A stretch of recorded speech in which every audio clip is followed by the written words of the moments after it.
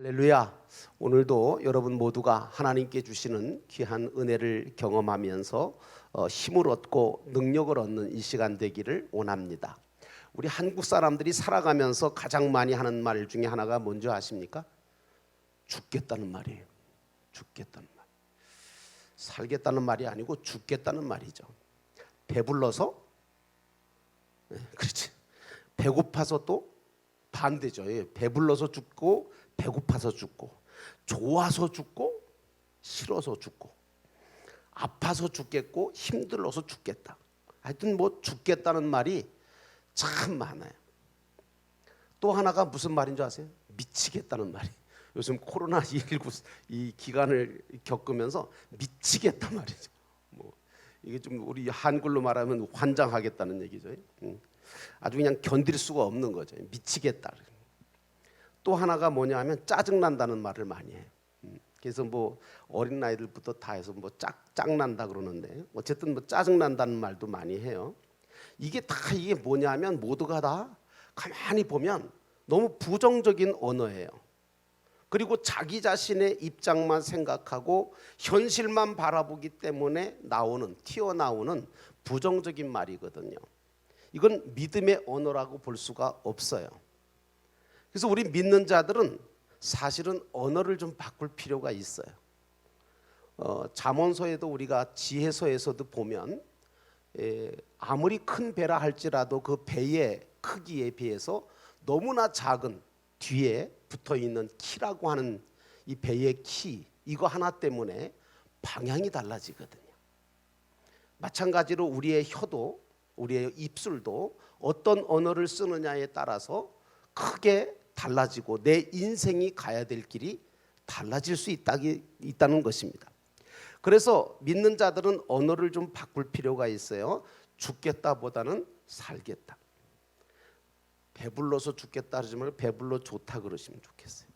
그래서 이 살겠다, 좋다, 감사하다 이런 말들을 좀 많이 쓸 수 있도록 아주 그냥 의식적으로라도 여러분의 언어를 조금씩 바꿔갈 필요가 있어요.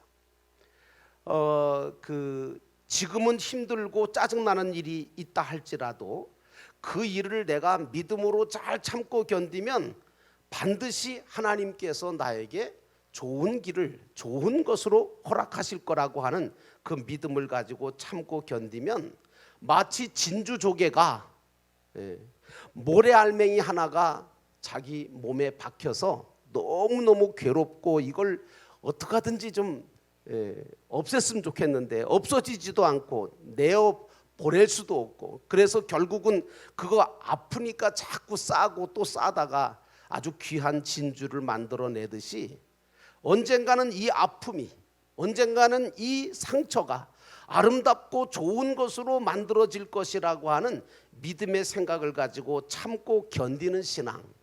어떻게 보면 코로나19 사태를 통해서 우리들은 지금 참고 견디는 신앙을 배워가고 있는 건지 몰라요. 하나님께서 얼마나 참고 얼마나 견뎌야 하는가를 우리에게 정말 잘 훈련시켜 주시고 계시기도 해요. 하나님을 범사에 인정하며 사는 사람들은 어떤 믿음을 갖고 있냐면 하나님께서 모든 것을 합력하여 선을 이루어 주실 거라는 믿음을 가지고 살아야 돼요. 그 믿음이 우리에게 현재 당하는 모든 그런 부정적이고 힘든 그 모든 것들을 감당해낼 수 있고 이겨낼 수 있는 힘을 공급하거든요. 여러분, 그런데 우리 하나님께서 우리 인생을 인도해 가실 때요, 우리가 이해하지 못할 방법으로 우리를 인도하실 때가 너무 많아요. 그래서 하나님은 성경에다 뭐라고 써느냐면 나의 길과 나의 생각은 너희 길과 너희 생각과는 다르다. 그런데 너희 생각과 너희 길보다 내 생각과 내 길이 완전하다라고 말씀하세요. 그래서 여러분, 우리가 이제 이 답답한 일을 당하고 이해 못할 그런 일들을 당할 때, 그래서 우리가 그때 이제 기도를 하잖아요. 기도하면서 제일 많이 하나님께 던지는 기도의 질문이 뭔지 아세요? 하나님, 왜 이러십니까? 이거예요. 하나님, why라 그러죠. why. 영어로는 why라 그래요. 왜입니까? 왜 하필이면 이런 사건이 나한테 옵니까? 왜 나한테 이런 시련이 옵니까? 왜 이런 사건이 오나요? 하나님, why? 저도 지금까지 살아오면서요, 이런 질문의 기도를 하나님께 수없이 드렸어요. 그런데 난 믿음으로 살려고 그러는데 하나님 왜 이런 어려움이 옵니까? why? 하나님, 나한테 왜 이런 사건이 옵니까? 그래서 때로는 정말 화가 나기도 하고 답답하게 해지기도 하고, 도대체 왜 나를 이렇게 이런 일로 힘들게 하시느냐고 정말 원망 섞인 기도를 할 때도 있었어요. 목사님은 늘 그냥 긍정적이고 불평 한마디 원망 한마디 안 하는 줄 아세요? 아니요, 하나님에게 정말 불평하듯이 기도할 때도 있었어요. 왜? 너무 답답하니까, 이해가 안 가니까. 내가 왜 이런 일을 당해야 됩니까? 근데 나중에 제 고백이 뭐냐 하면 이거예요. 하나님, 저는 몰랐습니다. 하나님 왜 나에게 그 당시에 그렇게 하셨는지 그때는 정말 몰랐습니다. 그래서 회개했어요. 왜? 진짜 몰랐거든요. 여러분도 그럴 때가 많죠. 우리 인생을 돌아보면 그런 때가 얼마나 많았는지 알 수 없어요. 그때는 정말 왜 이러시는지, 하나님 why? 왜 그러십니까? 이걸 몰랐을 때가 너무 많아요. 그래서 왜 나를 힘들게 하시고, 왜 나를 아프게 하시고, 왜 나를 저런 사람을 만나게 하시고 이런 사람을 만나게 하셔서 이렇게 괴롭게 만드시고 이런 환경 저런 처지에 나를 두셔서 마치 감옥살이 하는 것처럼, 종살이 하는 것처럼. 보디발의 집에 있던 요셉이가 얼마나 처음에 시달렸을까요? 왜 그런 환경을 주셔서 고달프게 내 인생을 힘들게 하십니까? 그런데 오랜 시간이 흐르고 난 다음에 그제서야 깨닫게 돼요. 하나님께서 그래서 이거를 이렇게 만들어 주시려고, 나를 이렇게 만들어 주시고 이렇게 높여 주시려고 이런 과정을 주셨구나. 그래서 여러분, 기독교는요, 결과보다 과정이 중요해요. 하나님은 나에게 좋은 것 아니면 아니 주시는 분이라는 이 신앙은요, 그냥 신앙 아니에요. 여러분, 한번 얘기해 봅시다. 이스라엘이 출애굽을 하잖아요. 진짜 극적으로 모세를 하나님이 들어 쓰셔가지고 바로 왕 앞에 애굽 사람들한테 10가지 재앙을 내리시잖아요. 그래서 제가 이렇게 이제 여러분들이 이렇게 이야기하시는 얘기를 듣다 보니까 어떤 분들은 애굽에 내렸던 재앙 중에 전염병이 있었어요. 연병이라고 하는데, 이 전염병들이 있었는데 그 전염병이라고 하는 이게 오늘날 코로나와 같은 것이다. 그래서 하나님께서 이거를 아주 재앙으로 주신 거다. 정신 차리라고 이제 그렇게 말씀을 하시는 분도 계시더라고요.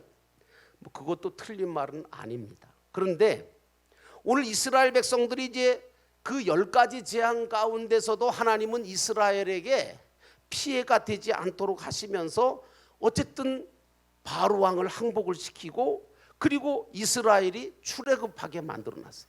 그래서 여러분, 유월절 사건이 일어나면서 이스라엘 백성들이 정말 마지막으로 이제 장자가 죽는 그런 역사가 일어났을 때 이스라엘은 극적으로 이제 애굽을 430년 동안 포로 잡혀 있었던 그 종살이하던 그 지긋지긋한 애굽 삶을 정리하고, 그리고 이제 하나님이 지시하시는 곳으로 떠나게 됐잖아요. 기가 막힌 일이죠. 그런데 문제는 그리고 난 다음에 말이죠. 그리고 난 다음에 며칠이 못했을 때 이제 그들이 출애굽을 해가지고 어디로 가죠? 아시는 것처럼 정말 가장 위험한 처지에 닥치게 되죠. 홍해바다 앞에 가게 된 거예요. 비하히롯이라고 하는 곧 바알스본 맞은편 바닷가에 도착을 합니다. 그런데 이 비하히롯이라고 하는 이곳이 이거 굉장히 좋은 장소는 아니에요. 왜냐하면 그들이 바닷가에 도착했을 때 뒤에는 애국 군대가 쳐들어오고, 그리고 앞에는 홍해바다가 딱 가로막혀 있고 물이 철철 넘치고 있고요. 도착했을 때 그 도착한 장소는 옴싹달싹 못하는 그야말로 도가내던 쥐 같은 그런 장소였잖아요. 이스라엘 백성들이 그때 일으킨 반응이 뭐예요? 모두가 다 두려워했어요. 왜요? 누구를 바라봤죠? 자기들을 쫓아오는 애국 군대를 바라봤어요. 다 두려웠어요. 그것 때문에. 그리고 홍해바다 바라보니까 뭐예요? 낙심이 됐어요. 왜? 홍해바다에 이제 홍해바다가 못 가게 앞을 가지 못하게 막고 있다고 생각하니까 모두가 두려워하고 모두가 절망했어요. 도대체 하나님은 왜 우리를 이곳에 두셨는지 모르겠다. 그리고 왜 이런 상황 속에서 우리를 가두셨는지 모르겠다. 하필이면 왜 이곳에 우리를 두십니까? 오늘 우리가 살아가면서 그럴 때가 있어요. 하나님이 왜 나는 이렇게 사면 초가와 같은 곳으로 몰아놓으셨는지. 그래서 그들은 성경을 보니까 두려워서 울부짖으면서 하나님께 부르짖었다고 성경은 말해요. 그리고 또 자기들을 인도하던 지도자 모세를 향하여 직접 원망을 퍼붓습니다. 출애굽기 14장 11절의 말씀에 보니까 저들이 이렇게 말을 해요. 야 모세야, 애굽에 매장지가 없어서 모세 네가 우리를 이끌어내서 이 광야에서 죽게 하느냐? 어찌하여 당신이 애굽에서 이끌어내어서 우리에게 이같이 하느냐? 우리가 그렇게 말하지 않았느냐? 우리를 내버려둬라. 우리가 애굽 사람을 섬길 것이라 하지 아니하더냐? 애굽 사람을 섬기는 것이 이 광야에서 죽는 것보다 낫겠노라. 이렇게 말합니다. 이에 대해서 이렇게 말할 때에 이스라엘을 이끌던 모세는 그래도 하나님을 경험한 사람이었고 믿음의 사람이었기 때문에, 기도하는 사람이었기 때문에 말이 달라요. 이스라엘 백성들이 그렇게 원망하고 불평할 때에 모세는 뭐라고 얘기하냐면 이렇게 말합니다. 너희는 두려워하지 말고 가만히 서서 여호와께서 오늘 너희를 위하여 행하시는 구원을 보라. 너희가 오늘 본 애굽 사람은 영원히 다시 보지 아니하리라. 여호와께서 너희를 위하여 싸우시리니 너희는 가만히 있을지니라. 참 이게 대단한 믿음의 말 아닙니까? 저는 참 이게 대단한 믿음을 갖지 않고서는 이런 말을 할 수가 없다. 기도하지 않는 사람은 이런 말을 못해요. 믿음을 갖지 못한 사람은 이런 말을 못하죠. 그런데 그러고 있는 이제 백성들은 막 불평하고 원망하고, 모세는 또 백성들한테 야 하나님이 가만히 계시겠냐, 너희를 위해서 싸우실 거다, 걱정하지 말고 가만히 있고 저희를 지켜보라. 이제 그렇게 이제 서로 변론하고 있는데, 그런데 그러고 있는 모세와 백성들을 향하여 하나님은 더 놀라운 얘기를 하세요. 뭐라고 얘기하냐? 기가 막힌 얘기를 하는 거예요. 뭐라고 말하냐면 너희가 어찌하여 내게 부르짖느냐. 이 말은 바꿔서 말하면 야 기도만 하고 있으면 뭐해? 왜 기도만 하고 있는 거야? 이 얘기예요. 기도만 한다고 좋은 믿음 아니에요, 여러분. 어떤 사람은 기도만 해. 그것도 참 이게 생각해 볼 필요가 있어요. 물론 기도를 해야 되죠. 그런 기도조차도 안 하는 분도 계시니까 문제지만, 너희는 어찌하여 내게 부르짖느냐 이러면서 뭐라고 하시냐면 이스라엘 자손들에게 명령해서 모세한테 말하기를 이스라엘 자손들에게 명령하여 앞으로 나아가게 하라 그러니. 앞에 지금 뭐 있어요? 홍해바다. 근데 앞으로 나아가게 하라는 거예요. 그리고 모세 너는 지팡이를 들고 손을 바다 위로 내밀어서 그것이 갈라지게 하라. 이스라엘 자손이 바다 가운데서 마른 땅으로 행하리라 그랬어요.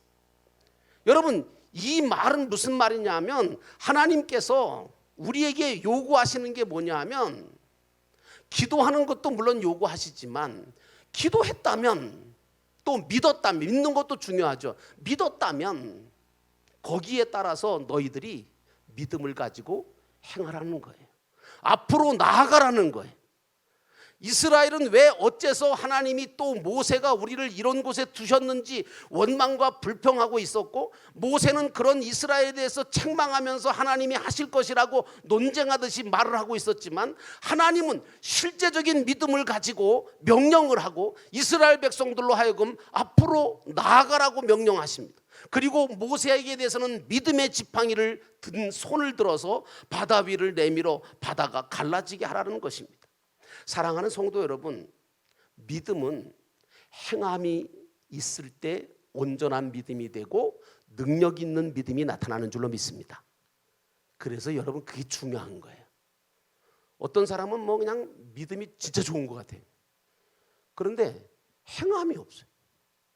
진짜 기도 많이 하시는 것 같은데 기도 많이 하시고 말씀은 믿음의 말을 하는데 행함이 없어요. 믿음으로 하는 것들이 없어요. 여러분, 아니에요. 자, 이제 여러분에게 말씀을 드립니다. 여러분은 이런 경우가 어떻게, 이럴 때 어떤 반응을 하시겠냐 그래요. 여러분은 어떤 모습의 사람이냐 그러니. 계속해서 문제가 생기고 힘들고 어려운 상황들이 주어지는 인생길을 걸어가면서 순간순간 여러분들과 저는 왜 하나님 이러십니까? 우리한테 어떻게 하라는 겁니까? 라고 외치면서 주저하고 원망하고 한숨 쉬면서 탄식하면서 살아오진 않았는지. 또 믿는다고 한 얘기는 하는데 진짜 믿음의 손을 내밀어서 홍해바다를 가르는 그런 역사를 일으키려고 하진 않았다는 거예요. 근데 하나님은 뭐라 그러시냐면 너는 믿음을 가지고 살아가라. 말씀을 붙들고 살아가라. 이 말씀을 하시는 거예요.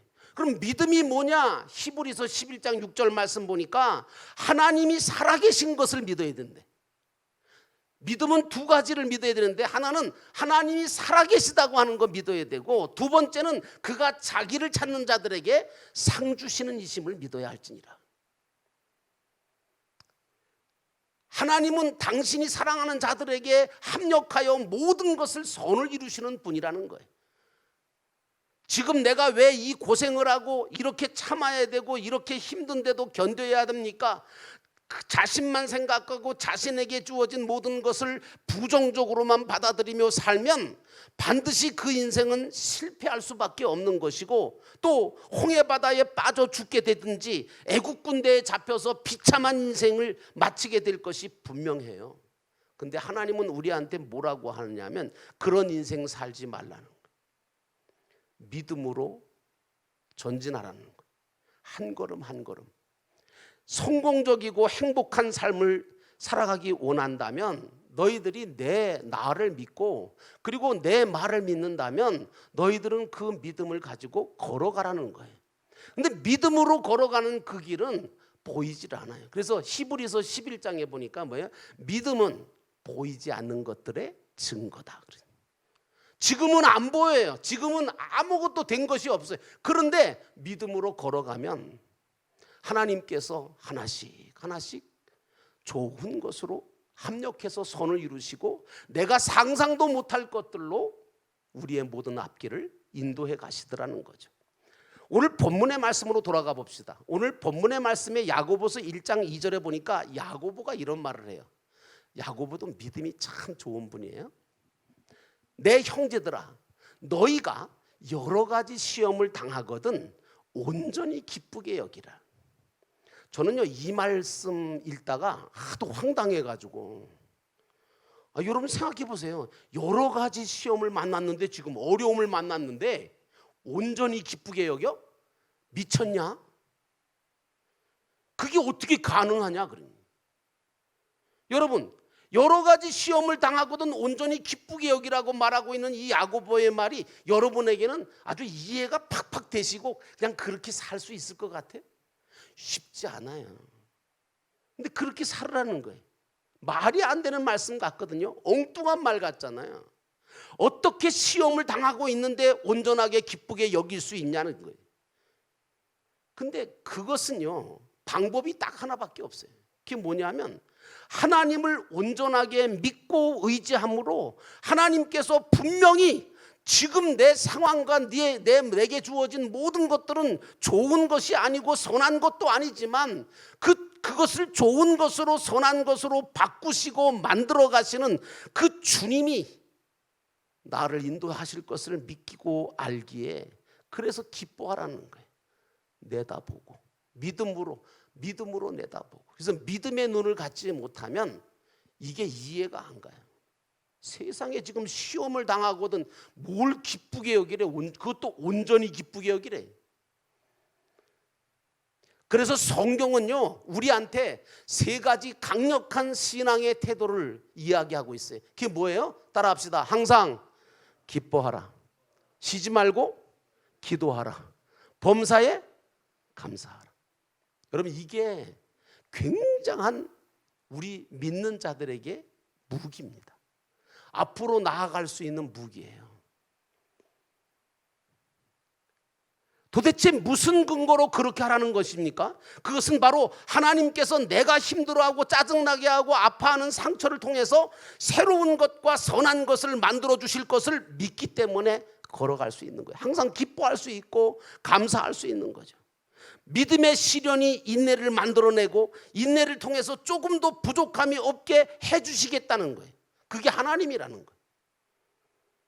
그러면서 지혜가 부족하거든 너희는 하나님께 조금 더 의심하지 말고 하나님께 구하라는 거예요. 기도하라는 거예요. 그러면 주시겠다는 거예요. 의심하는, 그러면서 뭐라 하냐면 의심하지 말아라.